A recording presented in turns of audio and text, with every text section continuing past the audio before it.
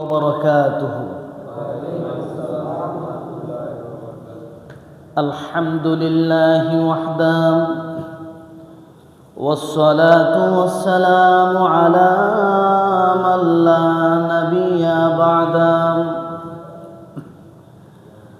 أما بعد فقد قال الله تعالى في كلامه المجيد وفرقانه الحميد. أعوذ بالله من الشيطان الرجيم. بسم الله الرحمن الرحيم.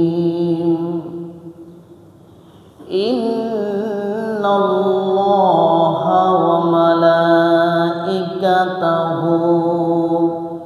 يصلون على النبي يا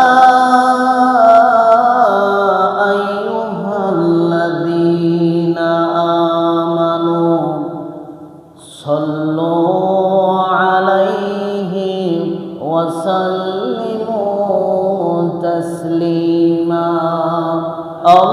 اللهم سيدنا مولانا محمد وعلى آل سيدنا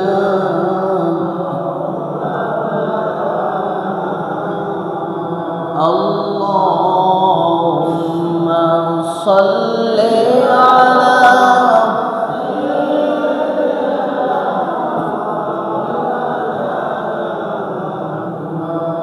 وعلى آل سيدنا محمد. بلغ العلا بكماله كشف الدجى بجماله حسنت جميع خصاله. صلوا عليه وآله. প্রথমেই শুকরিয়া জ্ঞাপন করছি সেই মহান আল্লাহ সুবহানাহু ওয়া তাআলার দরবারে, যিনি আমাদেরকে অত্যন্ত পছন্দ করে জুমার নামাজ আদায়ের জন্য মসজিদের মধ্যে একত্রিত হওয়ার তৌফিক এনায়েত করেছেন। এই জন্যে আমরা সবাই শুকরিয়াতা পড়ছি আলহামদুলিল্লাহ। লক্ষ কোটি দুরূদ ও সালাম প্রেরণ করছি বিশ্ব মানবতার মহান শিক্ষক, বিশ্ব মানবতার মুক্তির দূত, রহমাতুল লিল আলামিন জনাবে মুহাম্মদুর রাসূলুল্লাহ সাল্লাল্লাহু আলাইহি ওয়াসাল্লাম। সম্মানিত হাজরিন, আপনারা সবাই কেমন আছেন? সুখে দুঃখে বালা মুসিবতে মুসলমান মুমিন তারা একমাত্র শুকরিয়া আদায় করে কার? আল্লাহ পাকের। কারণ হচ্ছে মুমিনের জীবনে, মুসলমানের জীবনে কোনো লস নাই। মুসলমানের জীবনে কি নাই? লস নাই। মুসলমান যখন বিপদে পড়ে, যখন সুখে থাকে, তখন শুকরিয়া করে কার? আর বিপদে পড়লেও আলহামদুলিল্লাহ পড়ে। এটা হচ্ছে মুমিনের বৈশিষ্ট্য। আপনাদের কাছে প্রশ্ন হতে পারে যে সুখে আলহামদুলিল্লাহ পড়বে, ঠিক আছে, কিন্তু বিপদেও কেন আলহামদুলিল্লাহ? কারণ কি? কারণ হচ্ছে আগেই বলেছি, মুমিনের জীবনে কোনো লস নেই। নবীজি বলেছেন, মা ইউসিবুল মুসলিমু মিন নাসাবিন ওয়ালা ওয়াসাবিন ওয়ালা হাম্মিন ওয়ালা হুজনি ওয়ালা আযান ওয়ালা গাম্মিন হাত্তা শাওকাতি ইশাকুহা ইল্লা কাফফারাল্লাহু বিহা মিন খতায়া। পড়েন সুবহানাল্লাহ।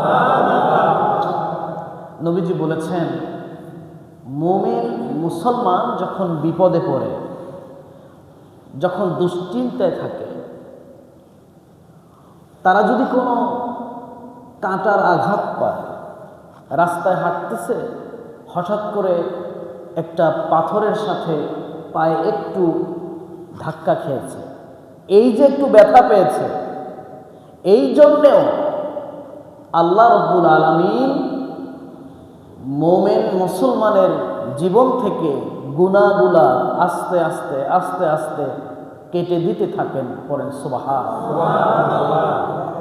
তাহলে বিপদে পড়লে, দুশ্চিন্তা করলে গুনাহ মাফ হয়। কি হয়? এই জন্য আলহামদুলিল্লাহ। এই জন্য কি? আলহামদুলিল্লাহ। সুতরাং মুমিন মুসলমানের জীবনে কোনো লস নেই। বিশ্বাস করুন, যারা প্রকৃত মুসলিম তারা কখনো হতাশ হয় না। তারা কখনো দুশ্চিন্তায় পড়লেও সেটা অত্যন্ত ধৈর্যের সাথে সে বিষয়টি প্রতিরোধ করে, সে বিষয়টি ওভারকাম করতে পারে। আল্লাহ পাক এই ধরনের মুসলমানদের মধ্যে আমাদেরকে মঞ্জুর করুক। আমরা পড়ছি আমিন। পেয়ারে হাজরিন, আসুন ভূমিকায় কথা না বলেই আমরা আমাদের মূল আলোচনায় প্রবেশ করছি। আপনাদের নিশ্চয় স্মরণ আছে, গত সপ্তাহে আমরা হযরত লোকমান তার সন্তানকে 4 নম্বরে যে উপদেশ দিয়েছিল, আকিমিস সালাহ ইয়া বুনাইয়া আকিমিস সালাহ, এই আকিমিস সালাহর উপরই কথা বলছিলাম। বলতে গিয়ে বলেছিলাম যে আকিমিস সালাহ এটা মানে হলো শুধুমাত্র নামাজ পড়া নয়, নামাজ কায়েম করা। সবাই বলেন নামাজ কায়েম করা। আর সত্যিকার অর্থে আসল বিষয় হলো, আমাদের উপরে যে নামাজ ফরজ করা হয়েছে, এই বিষয়টি আল্লাহ পাক যেই আয়াতের মাধ্যমে আমাদের উপর ফরজ করেছেন, সেই আয়াতে আল্লাহ নামাজ পড়ার কথা বলেননি, বরং বলেছেন নামাজ কায়েমের কথা। কিসের কথা বলেছেন? এগুলি গত সপ্তাহে আপনাদের সম্মুখে বলেছিলাম। নামাজ কায়েমের অর্থ কি তাও বলেছিলাম। নামাজ কায়েমের অর্থ হচ্ছে প্রাথমিকভাবে 4টি। কয়টি? 4টি। 1, শুধু নিজে পড়ব না, বরং পরিবারের মধ্যেও দাওয়াত দিব, পরিবারের লোকেরাও যেন পড়ে সে ব্যবস্থা করব। 2 নম্বর অর্থ হচ্ছে নিয়মিত পড়ব। 2 নম্বর অর্থ কি? নিয়মিত। মন চায় জিন্দিগি নামাজ নিয়ে চলবে না, যখন মন চাবে তখন আসবো, যখন মসজিদে মন চাইবে তখন আসবো, যখন মন চাবে না, যখন ঘুম ভাঙবে না তখন বাড়িতে বসে পড়বো। বিষয়টা কিন্তু তা নয়, বরং নিয়মিত যথার্থভাবে নামাজ পড়ার নাম হচ্ছে নামাজ কায়েম। বুঝতে পেরেছেন? এরপরে 3য় অর্থ হচ্ছে পড়ব যে, আদায় যে করব, যথেষ্ট পরিমাণ খুশু খুজু বিনয়ী, অত্যন্ত নম্র ভদ্র হয়ে বিনয়ী হয়ে নামাজ পড়তে হবে। এটার নাম নামাজ কায়েম। এটার নাম কি? নামাজ কায়েম। 4 নম্বরে হচ্ছে নামাজটা যে পড়ব, এটি অবশ্যই আমাদেরকে মনে রাখতে হবে যে জামাতের সাথে আমরা পড়ছি কিনা, জামাতের সাথে পড়ছি কিনা। তাহলে নামাজ কায়েমের 4 নম্বর অর্থ হচ্ছে জামাতের সাথে আদায় করা। জামাতের সাথে আদায় করা, পুরুষদের জন্য জামাতের সাথে আদায় করা।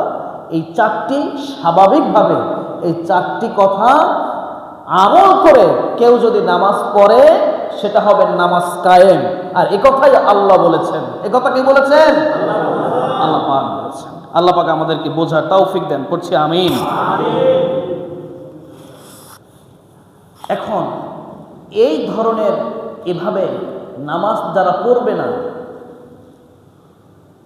এই ধরনের আমল যারা করবে না, নামাজ যারা কায়েম করবে না, তাদের ব্যাপারে কি বলা হচ্ছে?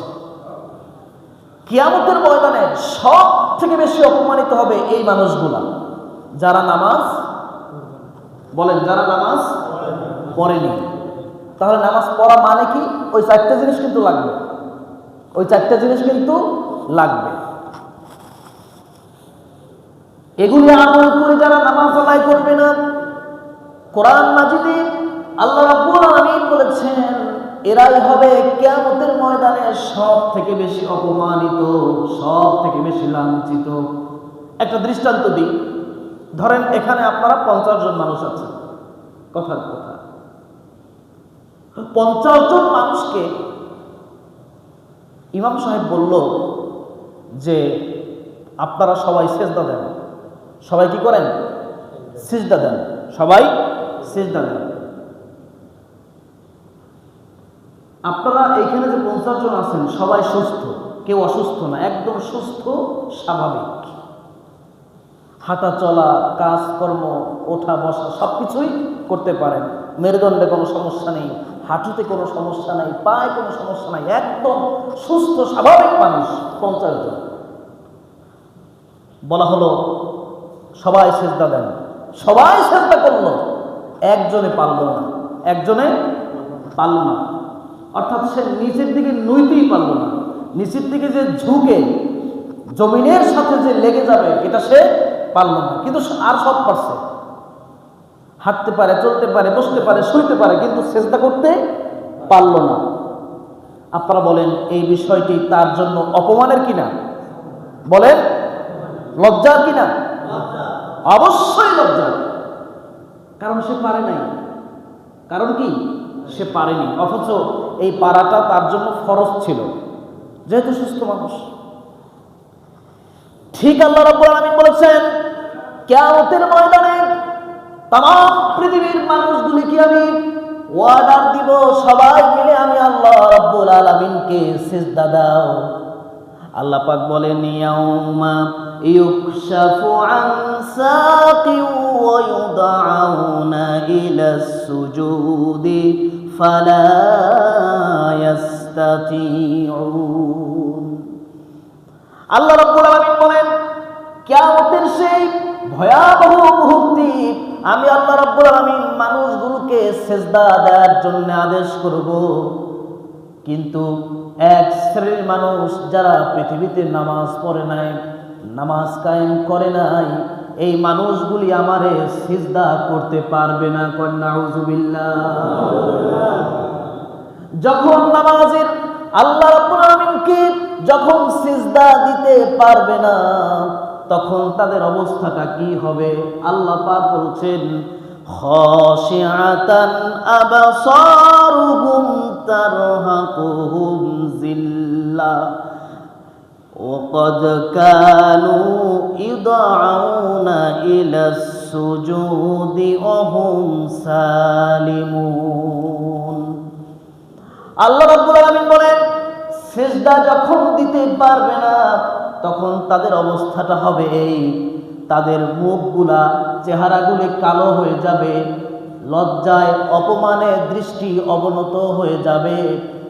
আর তাদেরকে বলা হবে তোমাদের এই অবস্থা কেন জানো? কারণ পৃথিবীতে তোমাদেরকে নামাজের জন্য ডাকা হয়েছিল, আল্লাহকে সিজদা দেওয়ার জন্য ডাকা হয়েছিল, কিন্তু তোমরা তা করনি। এই জন্যে আজ তোমরা আল্লাহকে সিজদা দিতে পারবা না। কি ভয়ঙ্কর কথা আপনি চিন্তা করেন। 50 জন মানুষের মধ্যে যদি একজন মানুষ সিজদা না দিতে পারে, এত লজ্জা লাগে। সেদিন হাজার হাজার কোটি কোটি মানুষ থাকবে, তাদের মধ্যে বেনামাজির অবস্থা, তারা সিজদা দিতে পারবে না। বিরাট রকমের ভয়াবহ রকমের লজ্জা আছে না নাই? আছে।